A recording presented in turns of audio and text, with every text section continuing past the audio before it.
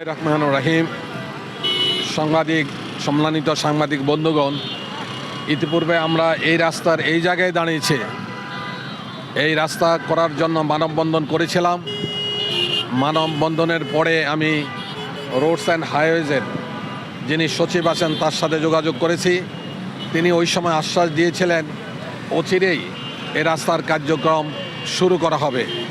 আপনারা লক্ষ্য করেছেন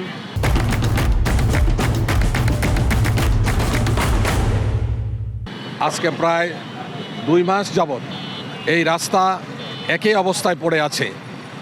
ইতিমধ্যে যানজটের জন্য আমরা জয়েন্ট কমিশনারের সাথে কথা বলে ট্রাফিকের যানজটের কিছুটা সমাধান করা হয়েছিল বটে, কিন্তু রাস্তার এবড়োথেবড়ো অবস্থা এবং অনেকটাই বলা যায় যে এটা খাদা খন্দকের মতো অবস্থা দাঁড়িয়েছে। এই অবস্থার সমস্যার সমাধান না হলে এত গুরুত্বপূর্ণ একটি জায়গা, যে জায়গা একটা ইন্টারকানেক্টেড জায়গা, সারা দিনেই দিনরাত 24 ঘন্টা এখানে গাড়ি চলে। সুতরাং এই কষ্ট, মানুষের দুর্ভোগ সব কিছু মিলেই আজকে আবার আমরা এখানে সমবেত হয়েছি। আমি সকালেই কথা বলেছি এবং চিফ ইঞ্জিনিয়ার যিনি আছেন তিনি একটা স্মারকলিপি দেওয়ার কথা বলেছেন।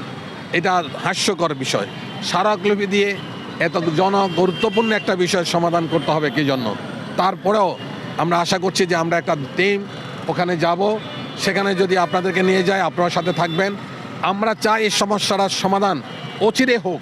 মানুষের এই কষ্ট দেখার পরে আসলে এটা সমাধান না হওয়া পর্যন্ত স্বস্তিই পাচ্ছি না।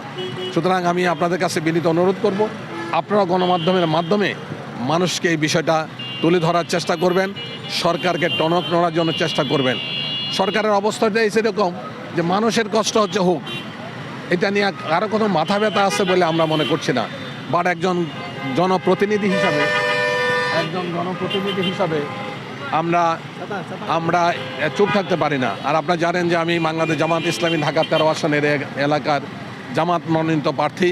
সুতরাং এখন থেকে যদি আমি সমস্যার সমাধানগুলোর দিকে নজর না দেই, তাহলে আসলে মানুষ আমাকে কেন ভোট দিবে, কেন মানুষ আমাকে সমর্থন করবে?